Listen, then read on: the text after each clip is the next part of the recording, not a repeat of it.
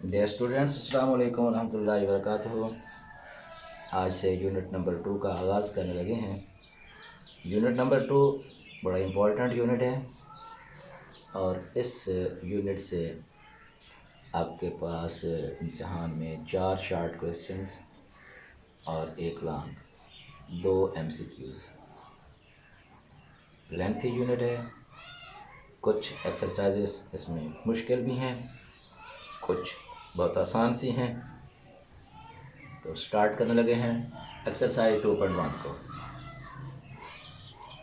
पहला सवाल, इसमें फ़र्क पुरिंदा मालूम करना है, डिस्क्रिमिनेंट फाइंड आउट करना है। तो फ़र्क पुरिंदा या डिस्क्रिमिनेंट फाइंड आउट करने के लिए आपके पास 2 दर्जी मसावात दी गई होगी। ये क्वाड्रेटिक इक्वेशन है। इस क्वाड्रेटिक इक्वेशन को आपने फार्मूले की मदद से हल कर लेना है। तो पहले फ़र्क पुरिंदा का फार्मूला हम अगर देखें तो फ़र्क पुरिंदा का फार्मूला है b² - 4ac। अब b² - 4ac डिस्क्रिमिनेंट या फ़र्क पुरिंदा जो हमने मालूम करना है, उसके लिए हमें a, b और c की वैल्यूज़ दरकार होंगी।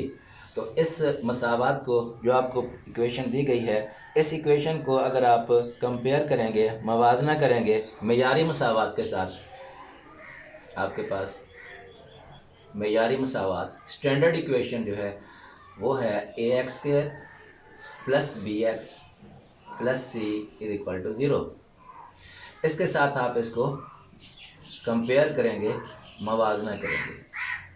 जब आप इस इक्वेशन को स्टैंडर्ड फॉर्म इक्वेशन के साथ, मेयारी फॉर्म के साथ, मेयारी मसावात के साथ, स्टैंडर्ड इक्वेशन के साथ कंपेरिजन करेंगे तो आपके पास a की वैल्यू 2 निकलेगी। x² के साथ वाला a होता है, x के साथ जो कोएफिशिएंट है वो b होता है, तो ये b की वैल्यू आपके पास 3 आ गई और कांस्टेंट मिकदार c होती है, तो c की वैल्यू -1 आ गई। अब आपने इसमें फ़र्क पुरिंदा मालूम करना है। फ़र्क पुरिंदा इसको आप इंग्लिश में डिस्क्रिमिनेंट बोलते हैं, तो DISC लिख दें डिस्क्रिमिनेंट के लिए एब्रीवेशन के तौर पर। तो डिस्क्रिमिनेंट का फार्मूला है b² - 4ac। अब यहाँ पर आपने सिर्फ सिंपली वैल्यूज़ पुट कर देनी है। b की वैल्यू आपके पास 3 है, 3 का स्क्वायर, -4, a की वैल्यू 2 है तो 2 हो गई, और c की वैल्यू -1 है तो -1 पुट हो गई। 3 का स्क्वायर 9, ये माइनस अगली रकमों के साथ इस्तेमाल होगा, तो ये माइनस इस माइनस के साथ मल्टीप्लाई होकर प्लस हो गया। 4 2 8, तो 8 और 9 17, ये 17 जो है ये इसका फ़र्क पुरिंदा है, डिस्क्रिमिनेंट है। और इस सवाल के 4 पार्ट्स दिए गए हैं, मैं यहाँ 2 पार्ट्स आपके लिए हल कर रहा हूँ। तो यहाँ पर आपने उसी तरीके से पहले लिखना है, मयारी मसावात से मवाजना करेंगे तो कंपैरिजन करने के बाद a की वैल्यू 6, b की -8 और c की 3 आ गई। अब यहाँ फ़र्क पुरिंदा डिस्क्रिमिनेंट का फार्मूला आपके पास है b² - 4ac। तो b की वैल्यू -8 का स्क्वायर, -4, a की वैल्यू 6 और c की 3। 8 का 64 हो गया, -6 को 4 से 24 और 24 को 3 से जब ज़रा देंगे तो 72 आएगा, 72 आएगा। अब जमा के 64 हैं और मनफी के 72 हैं। ये आप जानते हैं कि चूँकि मनफी की रकम बड़ी है, इसलिए 72 में से हम 64 को मनफी करके जवाब निकालेंगे, 8 आएगा और वो मनफी का 8 होगा। तो ये मनफी का 8 इसका फ़र्क पुरिंदा या डिस्क्रिमिनेंट है। ये पहले 2 सवाल मैंने हल कर दिए हैं, इसके 4 पार्ट्स हैं, तो बाकी दोनों पार्ट्स बिल्कुल आपने इसी तरीके से करने हैं। अगला सवाल जो है सवाल नंबर 2, इसमें आपने जो है यही फ़र्क पुरिंदा ही पहले फाइंड करना है, और फ़र्क पुरिंदा यानी डिस्क्रिमिनेंट फाइंड करने के बाद उसमें रूट्स की किस्म बतानी है, नेचर ऑफ रूट्स बताने हैं। तो नेचर ऑफ रूट्स देखने के लिए पहले मैं आपको थोड़ा सा इसका बता देता हूँ कि नेचर ऑफ रूट्स हम निकालते कैसे हैं। बड़ा इम्पॉर्टेंट है नेचर ऑफ रूट्स के बारे में मालूम करना। तो फ़र्क पुरिंदा यानी b² - 4ac, इसका जो जवाब हो सकता है वो आपके पास 4 मुमकिन सूरतें हो सकती हैं। b² - 4ac की जवाब जो निकालेंगे आप, इसका आंसर जो निकालेंगे उसकी 4 मुमकिन सूरतें हो सकती हैं। और वो 4 मुमकिन सूरतें कौन कौन सी हैं? एक तो ये है कि आपने जो b² - 4ac निकाला उसका जवाब जो है वो 0 के इक्वल आ गया, डिस्क्रिमिनेंट 0 के इक्वल हो। दूसरी सूरत आपके पास ये होगी कि बी स्क्वायर माइनस 4ac ये ग्रेटर दैन ज़ीरो हो, और ग्रेटर दैन ज़ीरो दो किस्म का होगा, b square minus 4ac greater than zero, और ये ग्रेटर दैन ज़ीरो जैसे मैं अभी बता रहा हूँ ये दो किस्म का हो सकता है। कैसे दो किस्म का हो सकता है कि एक है वो कंप्लीट स्क्वायर हो, मुकम्मल मुरब्बा हो, पॉजिटिव भी हो और वो मुकम्मल मुरब्बा भी हो, कंप्लीट स्क्वायर भी हो, और यानी फर्क जैसे आप डिस्क्रिमिनेंट निकालते हैं 49 आ जाता है, वो 7 का पूरा पूरा मुरब्बा है, 7 का स्क्वायर है, ये मुकम्मल मुरब्बा हो गया। और दूसरी सूरत ये होगी कि वो नामुकम्मल मुरब्बा होगा, अनकम्प्लीट स्क्वायर है।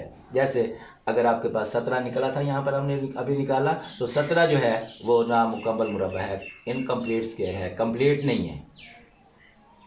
और चौथी किस्म जो है वो आपके पास हो सकती है कि डिस्क्रिमिनेंट जो है ये फ़र्क कुनिंदा जो है बी स्क्वायर माइनस 4ac वो लेस देन ज़ीरो हो।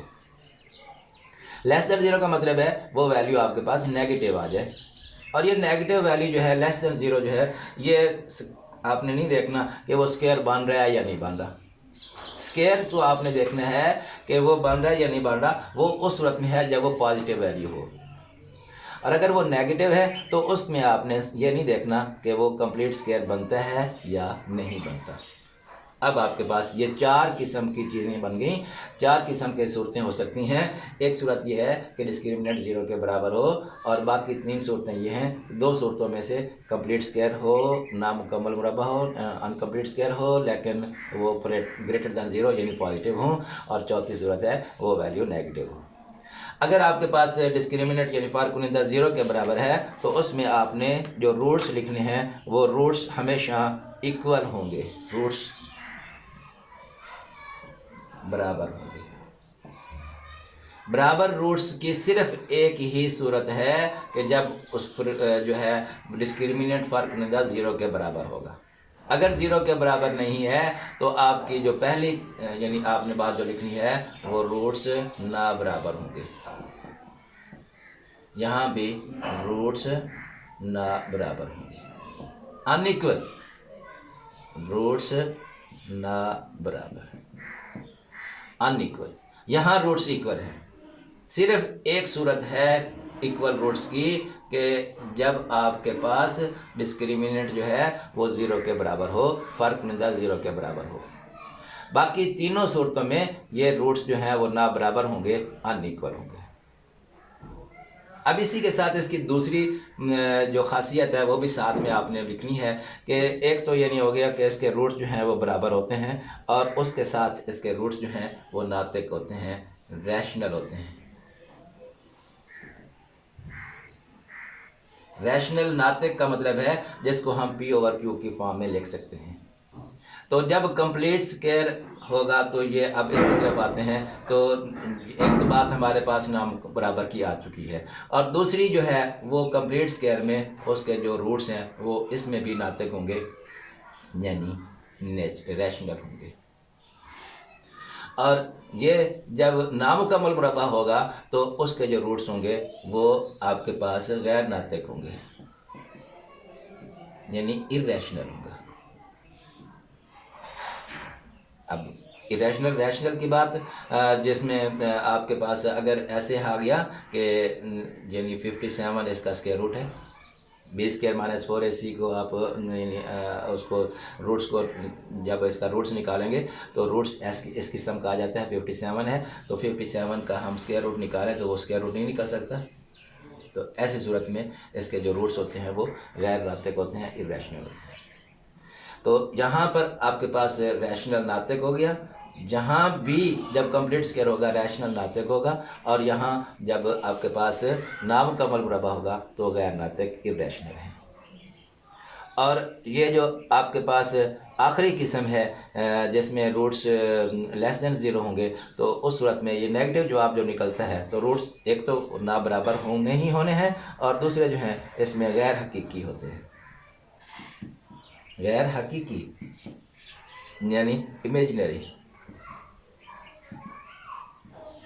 Roots are unequal and imaginary, roots जो हैं वो गैर हकीकी और ना बराबर होते हैं।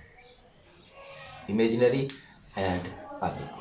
तो ये आपने चारों किस्मों को इस तरीके से अच्छे से ध्यान में यकीन रखना है कि कौन सा आंसर आपके पास फर्कुनिदा का डिस्क्रिमिनेंट का निकला है, तो उसके मुताबिक आपने रूट्स की किस्म बतानी है कि ये कौन सी किस्म रूट्स की बनेगी। आपके पास ये सवाल नंबर 2 में जो मुख्तलिफ लिखाइयाँ दी गई हैं, जैसे मैंने यहाँ पर लिखा है x² - 23x + 12 = 0। अगर आप इसको यानी हल करेंगे तो पहले तो आपने उसी तरीके से आम जैसे फ़र्क नज़ा निकालते हैं, तो फ़र्क नज़ा निकालेंगे तो ए बी सी की वैल्यूज़ निकालेंगे, ए, ये बी और ये सी। फ़र्क नज़ा डिस्क्रिमिनेंट b² - 4ac। अब यहाँ पर b की वैल्यू -23, इसका स्क्वायर -4a और ये c। जब आप 23 का स्क्वायर लेंगे तो वो आएगा 529, 529, और 12 को 4 से 48, ये हो गया जी। यहाँ पर आपके पास जो इक्वेशन दी गई है ये 120 है, लिखाई में थोड़ी सी 120 है यहाँ पर 120, तो यहाँ 120 पुट होगा, तो 120 जब पुट करेंगे तो ये आपके पास बनेगा 480। 529 में से 480 को जब निकालेंगे तो ये आपके पास 49 आया, और 49 एक स्क्वायर है, कंप्लीट स्क्वायर है 7 का, और ये आप देखें ग्रेटर देन 0 है। अभी जो रूट्स की किस्में हमने पढ़ी हैं तो उसमें नेचर ऑफ रूट्स में हमने ये देखा कि अगर वो कंप्लीट स्क्वायर हो तो उसके रूट्स जो होते हैं ना बराबर होते हैं। यहाँ आप लिखेंगे रूट्स ना बराबर और नातिक। Roots are unequal and rational, unequal and rational. अब इसको आपने वेरीफाई भी करना है कि आपके पास जो ये रूट्स निकले हैं क्या ये ऐसा ही है, क्या ऐसा यही निकलते हैं रूट्स रैशनल होंगे और ना बराबर होंगे, रैशनल और ना बराबर अनइक्वल होंगे। तो अब इसको हम हल करते हैं। इसको सॉल्व करने के लिए आपके पास वही 3 मेथड हैं, तो उनमें से कोई भी किसी भी मेथड से आप इसको सॉल्व कर लें। b² - 4ac/2a, इसी से आप हल कर लें तो आसानी से हल हो जाएंगे। माइनस हो गया 23 -23 का स्क्वायर, और 4a की वैल्यू आपके पास 1 और c की 120, इसका स्क्वायर रूट, और नीचे 2 × 1, ये 23 प्लस माइनस ये आपके पास 529 - 480, और नीचे 2 23 प्लस माइनस यहाँ पर 49 और नीचे 2, और 49 का स्क्वायर रूट आप देखते हैं कि प्लस माइनस ये 7 हो गया। तो अब आपने इसको, ये x की वैल्यू आपके पास 23 + 7/2 आ गई, तो इसको आपने एक बार प्लस के साथ और एक बार माइनस के साथ निकाल के रूट्स निकालेंगे तो आपके पास x की वैल्यू आ गई 23 + 7/2 और x की वैल्यू आ गई 23 - 7/2, तो ये हो गई 30/2, और यहाँ पर आपके पास आ गया 23 में से जब 7 निकालेंगे तो 16/2। अब यहाँ पर आप इसको मज़ीद मुख्तसर भी कर सकते हैं। ये 15 हो गया और ये 8 हो गया, तो 15 और 8 जो हैं ये आप देखें 2 अलग अलग रूट्स हैं। ये रूट्स इक्वल नहीं है, रूट्स आर अनइक्वल, ना बराबर हैं। और साथ में आप देखें कि इसको हम p/q की फॉर्म में भी लिख सकते हैं। तो इसका मतलब ये हो गया कि साबित हो गया कि रूट्स जो हैं वो ना बराबर हैं, अनइक्वल भी हैं, और साथ में नातिक यानी रैशनल भी हैं, यानी इनको हम p/q की फॉर्म में भी लिख सकते हैं। तो यहाँ पर आप लिख देंगे, बस साबित हुआ, क्या साबित हुआ कि रूट्स ना बराबर और नातिक हैं।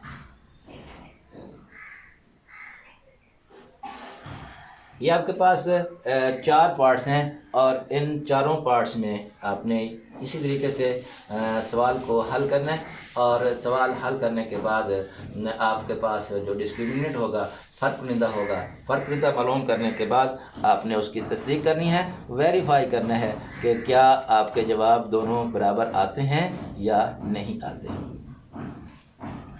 अब ये पार्ट है आपके पास 16x²,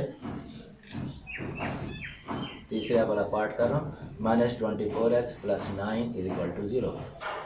तीसरा पार्ट जिसमें मैं आपको हल करके दिखा रहा हूँ, तो यहाँ से a की वैल्यू 16, b की -24 और c की 9। अब यहाँ पर आपने उसी तरीके से पहले फ़र्क कुनिंदा निकालना है, डिस्क्रिमिनेंट फाइंड आउट करेंगे, b² - 4ac का फार्मूला इस्तेमाल करते हुए -24 का स्क्वायर और 4 × 16 × 9। तो 24 का जब स्क्वायर निकालेंगे तो वो आएगा 576 और 16 को 4 से और फिर उसको 9 से जब इनको मल्टीप्लाई करेंगे तो ये भी 576 बनेगा। तो 576 - 576 से 0 हो गया। अब फ़र्क कुनिंदा डिस्क्रिमिनेंट जो है वो 0 आ चुका है। आपने पढ़ा है कि अगर रूट्स ये फ़र्क कुनिंदा 0 है, डिस्क्रिमिनेंट 0 है, तो उसके रूट्स बराबर होते हैं। बराबर वाली सिर्फ एक ही सूरत होती है जब उसका फ़र्क कुनिंदा 0 आ जाए। तो रूट्स बराबर हैं और उसके साथ आपने साथ में पढ़ा है नातिक हैं, इक्वल एंड रैशनल। अब हम इसकी तस्दीक करते हैं, इसको वेरीफाई करते हैं क्या वाकई ऐसा है। तो अब इसको वेरीफाई करने के लिए -b + -b² - 4ac/2a, यही फार्मूला आप यूज़ कर लें। माइनस और -24 का स्क्वायर 4a और c, नीचे 2 × 16, 24 प्लस माइनस ये 576 और माइनस भी 576 और नीचे 16 को 2 से मल्टीप्लाई किया तो 32 हो गया। 24 जब मनफी इसका 0 हो गया और नीचे 32। अब आप इसको 24 जब मनफी 0/32 है, ये आपके पास यहाँ x की वैल्यू आई। इसको आप एक बार प्लस और एक बार माइनस के साथ अलग लिखेंगे। 24 जमा 0/32 हो गया और 24 मनफी 0/32 हो गया। तो यहाँ 24/32 और इधर भी 24/32।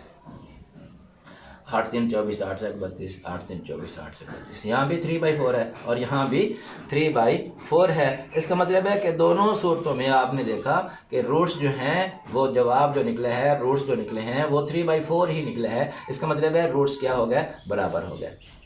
और इसको हम p/q की फॉर्म में भी लिख सकते हैं। तो इसका मतलब है ये रैशनल भी हो गया, नातिक भी हो गया। तो यहाँ आप लिखेंगे बस साबित हुआ रूट्स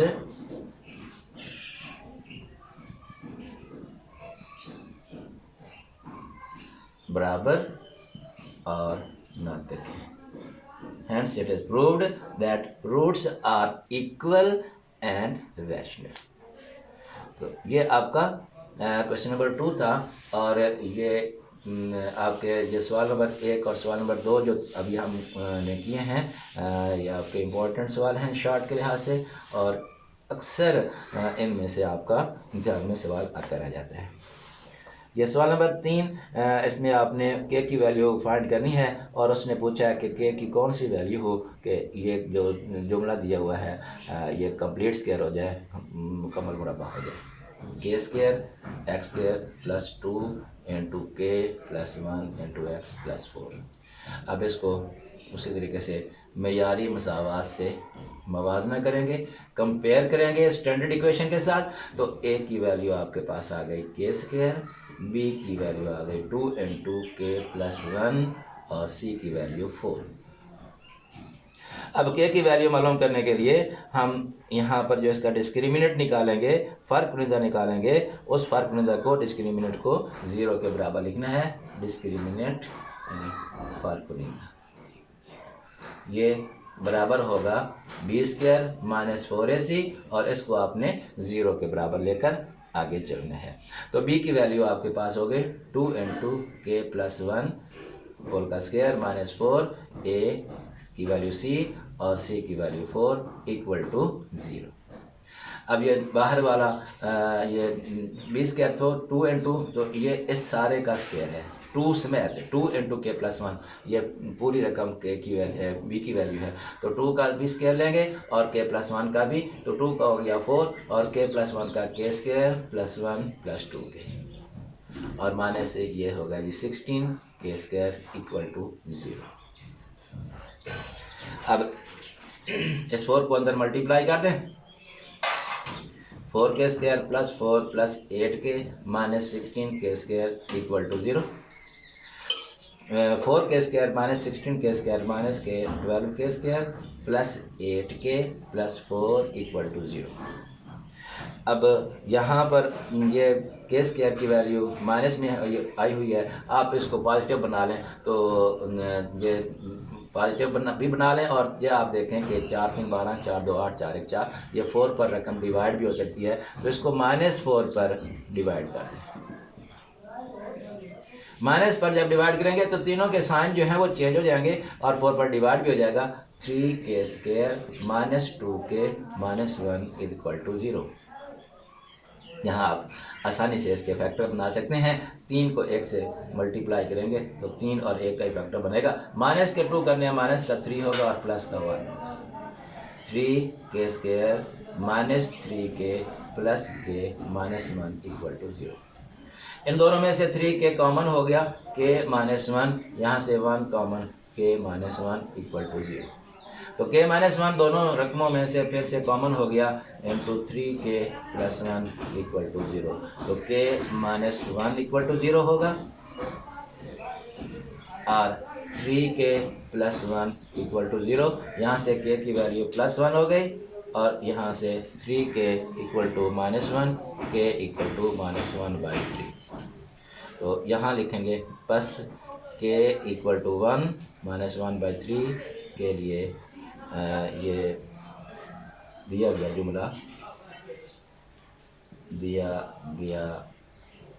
जुमला मुकम्मल मुरब्बा बन जाएगा।